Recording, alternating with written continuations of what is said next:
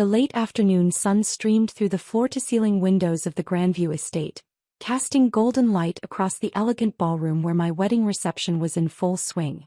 Crystal chandeliers reflected off polished marble floors as 200 guests danced, laughed, and celebrated what should have been the happiest day of my life. I stood at the edge of the dance floor in my $3,000 wedding dress, though my family believed it was a $200 knockoff from a discount bridal shop, watching my new husband Michael spin my flower girl niece around to the music. Everything was perfect. The 5-course dinner prepared by award-winning chefs, the premium open bar, the live jazz band, the stunning floral arrangements that probably cost more than most people's cars. But perfection came with a price that apparently no one in my family believed I could afford.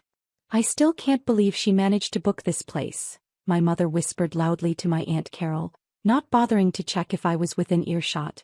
"The Grandview estate costs $50,000 just for the venue rental, not counting food, drinks, flowers, or entertainment." Aunt Carol glanced around the opulent ballroom with obvious appreciation. "It must be Michael's family paying for all this. Thank God that girl finally found someone with money." I pretended to be fascinated by my bouquet as I listened to them dissect my financial situation for the entertainment of our relatives. "Poor thing has been struggling for years with that little photography business," Mom continued, "taking pictures of babies and high school seniors for $200 a session. I keep telling her to get a real job, but she insists on pursuing this artistic dream." My cousin Janet joined the conversation, wine glass in hand. "Well, at least she found a husband who can support her properly. Michael's construction company must be doing well if they can afford a wedding like this." I felt my cheeks burn with embarrassment and frustration. Here I was on my wedding day, listening to my own family speculate about my finances and dismiss my career as if I weren't standing right there. The truth was, Michael and I had split the wedding costs evenly, despite my offering to pay for the entire event. He'd insisted on contributing equally because he said it was important to him to feel like a partner rather than someone being supported by his wife's money. It was one of the many reasons I loved him. He saw me as an equal, not a charity case. "I just hope she's not going into debt for this," Mom said with a sigh. "You know how young people are these days. No sense of financial responsibility." That comment stung particularly deeply since I'd been financially supporting my parents for the last 3 years without them knowing it. The mysterious insurance settlement that had paid off their mortgage? That was me. The sweepstakes winnings that had covered Dad's medical bills? Also me. The church scholarship that had sent my younger brother to college?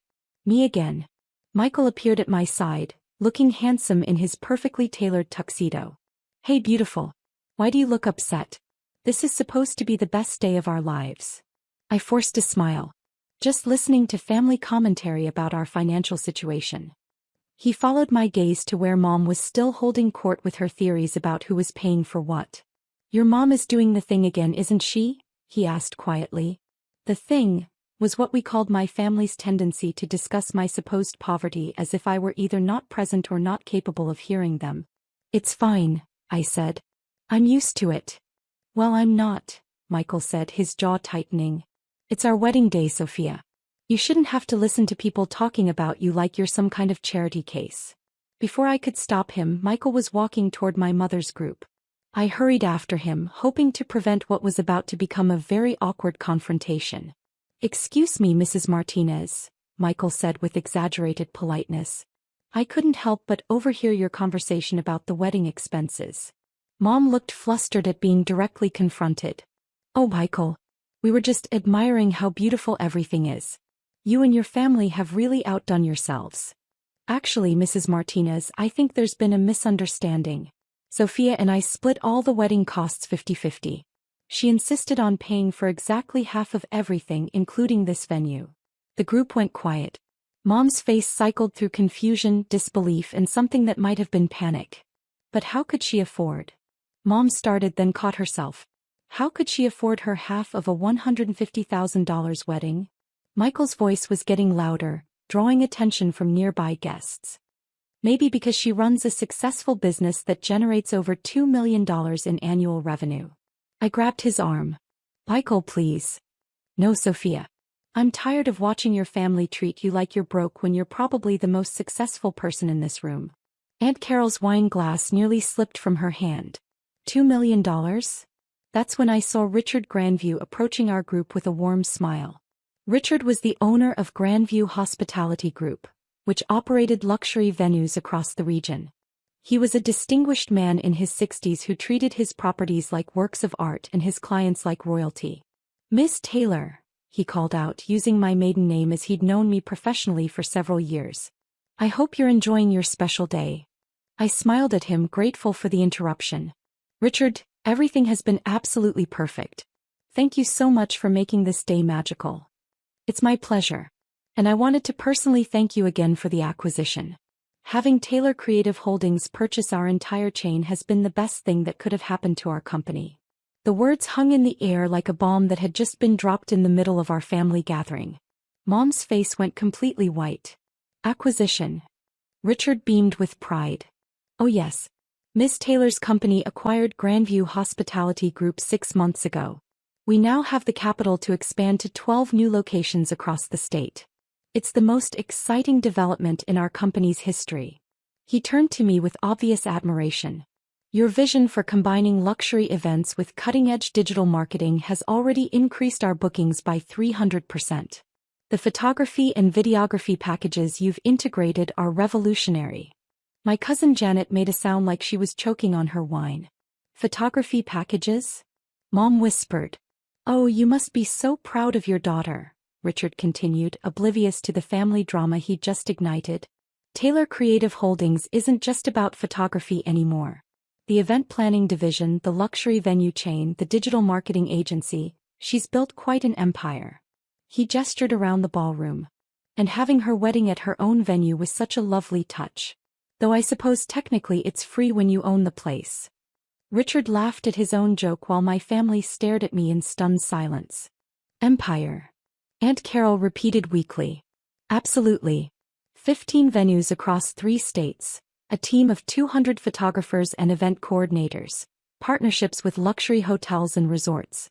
Forbes called her one of the most innovative entrepreneurs in the wedding industry." Michael was trying not to smile as he watched my family process this information. "I should let you get back to celebrating," Richard said. "But Miss Taylor, the board meeting is scheduled for next Thursday to discuss the Las Vegas expansion. We're all very excited about the opportunities there."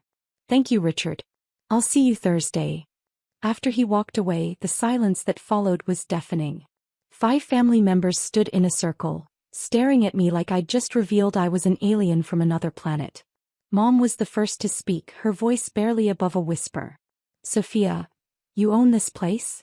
I nodded. "Among others. Grandview was actually my first major acquisition. I've been expanding the business model to other markets." "But you said you take pictures of babies," Janet said weakly. "I do. That's how I started, doing portrait sessions and wedding photography. But I also noticed that most venues had terrible marketing, outdated websites, and no social media presence. So I started offering those services too." I looked around at my family's shocked faces. Then I realized I could offer complete packages: venue, photography, planning, catering, entertainment. Instead of just taking pictures at weddings, I could create entire wedding experiences. Michael stepped closer to me, his hand finding mine. "When venues started struggling during the pandemic, I had the capital to acquire them at reasonable prices. Now we offer luxury wedding and event services from initial planning through final photography delivery." "How many venues?" Mom asked, her voice hollow. 15 currently. We're opening 3 more next year, plus we're launching a destination wedding division in partnership with resorts in Hawaii and the Caribbean." Aunt Carol sat down heavily in the nearest chair. "You own 15 wedding venues?" 15 luxury event venues. We host weddings, corporate events, galas, and private parties. Last year we coordinated over 2,000 events. The number seemed to hit them like a physical blow. "Sophia," Mom said slowly, "if you have all this money, all this success, why do you live in that little apartment? Why do you drive that old Honda? Why do you dress like—" She gestured at my general appearance, then seemed to realize she was critiquing my fashion choices at my own wedding. "I live modestly because I prefer to reinvest profits back into the business rather than spend money on things that don't matter to me," I explained. "The apartment is convenient and comfortable. The car is reliable and efficient. I save my money for experiences and investments, not status symbols. Michael squeezed my hand. She could afford any car she wants. She chooses to drive the Honda because it's practical and environmentally friendly. But why didn't you tell us? Mom asked, tears starting to form in her eyes. Why let us think you were struggling? This was the question I'd been dreading. Because every time I tried to talk about expanding my business, you told me to be realistic and get a steady job with benefits. When I mentioned buying equipment or hiring employees, you said I was being irresponsible with money I didn't have. I took a deep breath. When I tried to explain my business plan for acquiring venues, you said I was living in a fantasy world. So I stopped trying to share my successes with the family. But we thought you needed help, Mom protested. We've been worried about you for years. I know. And I appreciate that you care. But your worry was based on assumptions, not facts. You assumed I was failing because my business model didn't look like traditional employment. A server appeared with a tray of champagne and I gratefully accepted a glass. The conversation was emotionally draining, even though it was long overdue. Mom, do you remember 3 years ago when you and Dad were about to lose the house because of his medical bills? She nodded reluctantly. And then you got that call from the insurance company saying there had been an error in processing, and they were covering everything retroactively? Yes, it was a miracle. We never understood why. It wasn't the insurance company. I paid those bills directly and had my lawyer structure it to look like an insurance settlement so you wouldn't feel obligated to pay me back. Mom's hand flew to her mouth. And the church scholarship that sent David to college? That was the Taylor Creative Holdings Educational Foundation, which I established specifically to help family members pursue their dreams without having to ask for help directly. My brother David, who had been standing nearby and apparently listening to everything, stepped forward with wide eyes. Sophia, you paid for my college? I established a scholarship program. You earned it through your grades and your essay about wanting to become a teacher. The foundation just made it possible. How much? Mom whispered. How much money have you spent helping us? I looked at Michael, who nodded encouragingly. Including the mortgage payoff, medical bills, college tuition and various other assistance over the years? Approximately $400,000. The number hit the group like a physical blow. Several people had to sit down. But you never said anything, David said, his voice shaking. You let us think it was scholarships and insurance settlements and lucky breaks. Because I wanted you to feel proud of your accomplishments, not indebted to me. You earned that college degree, David. The scholarship just removed financial barriers. I turned to Mom. And you and Dad worked hard your entire lives and didn't deserve to lose your home because of medical costs you couldn't control. I had the ability to help, so I did. But why keep it secret? Aunt Carol asked. Because I know this family. If you'd known the help was coming from me, it would have changed our relationships. You would have either felt obligated to pay me back, which would have been financially impossible, or you would have started expecting assistance instead of appreciating gifts. Michael stepped forward. What Sophia is too modest to tell you is that she's been quietly supporting half the people in this room. The Taylor Creative Holdings Foundation has provided over $2 million in scholarships, medical assistance and emergency funds to family members and employees over the last 5 years. $2 million? Janet repeated faintly. That's just the charitable giving, Michael continued. The business itself is valued at approximately $15 million. Sophia is worth more money than the rest of the family combined, and she's been using that wealth to take care of everyone while letting you believe she was the one who needed help. The silence that followed was broken by the sound of the band starting a new song. Around us, the wedding reception continued as our family processed revelations that changed everything they thought they knew about me. Sophia, Mom said finally, I owe you an apology. We all do. We've been treating you like a child who couldn't take care of herself, when all along you've been taking care of all of us. You don't owe me anything, Mom. You're my family. Taking care of family is what you do when you have the ability. But we've been so condescending. So dismissive of your work, your choices, your lifestyle. You were trying to protect me. I understand that. But protection based on false assumptions isn't helpful. It's hurtful. David stepped forward and hugged me tightly. Thank you, he whispered. For college, for believing in me, for making it possible for me to become a teacher. You did the work, David. I just removed some obstacles. Mom was crying now, tears streaming down her face. I'm so proud of you, sweetheart. I should have said that years ago, but I'm saying it now. You've built something incredible. We're all proud, Aunt Carol added. And we're all ashamed of how we've been talking about you. I looked around at my family, these people who had shaped me, supported me in their way, and yes, sometimes misunderstood me completely. I don't want anyone to feel ashamed. I want us to move forward with better understanding. And I want you to know that despite everything, despite the frustration and hurt feelings, I love this family and I always will. Michael wrapped his arm around my waist. And now they know that when you said you wanted to pay for half the wedding, you weren't being stubborn or proud. You were being generous by not paying for the whole thing. That actually made Mom laugh through her tears. Speaking of the wedding, I said, there's one more thing you should probably know. I gestured toward the band which had just finished their set. See the musicians? That's the Taylor Creative Holdings house band. They perform at all our venues. And the photographer getting candid shots over there? She's my business partner and co-founder of the company. Even the band? Janet asked weakly. We employ about 200 people across all our properties. Photographers, planners, musicians, caterers, florists, venue coordinators. It's a comprehensive operation. The DJ took the microphone to announce the father-daughter dance, and Dad appeared at my side looking slightly overwhelmed by everything he'd apparently overheard. Sweetheart, he said quietly, your mother told me what we just learned. I don't have words for how proud I am, or how sorry I am that we didn't understand. Dad, let's just focus on celebrating tonight. We can talk about everything else later. As he led me onto the dance floor, I could see my family members scattered around the ballroom, some sitting in stunned silence, others animatedly discussing what they'd just learned. The revelation had completely changed the dynamic of the evening, but not in a bad way. You know what the best part of this is? Dad said as we swayed to the music.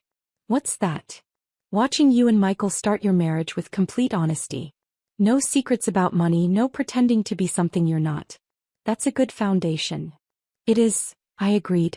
Though I'm not sure the family needed to learn everything quite so dramatically. Dad chuckled. Sometimes the truth needs a dramatic entrance to be properly heard. As the song ended and Michael cut in for the next dance, I realized that Dad was right. 4 years, I'd been allowing my family to believe a version of me that wasn't real. Tonight they finally met the actual me, successful, generous, independent, and capable of taking care of not just myself but all of them. No regrets? Michael asked as he spun me around. None. It feels good to finally be seen for who I really am. Even if it means your mom is going to spend the next 5 years apologizing for underestimating you? I laughed. Especially then. As the evening continued, I noticed a subtle but significant change in how my family interacted with me. The condescending advice stopped. The worried glances disappeared. Instead, I found myself in conversations about business, investments, and future plans. For the first time in years, they were asking for my opinion rather than offering unsolicited guidance. It was exactly the wedding gift I hadn't known I wanted. The gift of being seen, understood, and respected by the people who mattered most to me. Later that night, as Michael and I prepared to leave for our honeymoon, Mom pulled me aside one final time. Sophia, I need you to know something. I'm not just proud of your success or your money.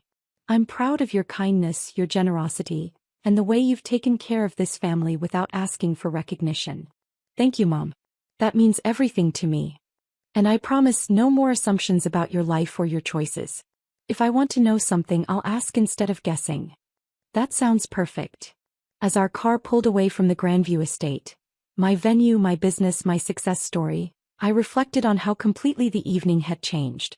Not just because my family finally understood my financial situation, but because we'd established a new foundation for our relationships based on truth rather than assumptions. Tomorrow, Michael and I would fly to Hawaii for our honeymoon at a resort where Taylor Creative Holdings was launching our destination wedding division. But tonight, I was simply a woman who had married the love of her life in her own venue, surrounded by family who finally saw her for who she really was. It was, without question, the perfect wedding day.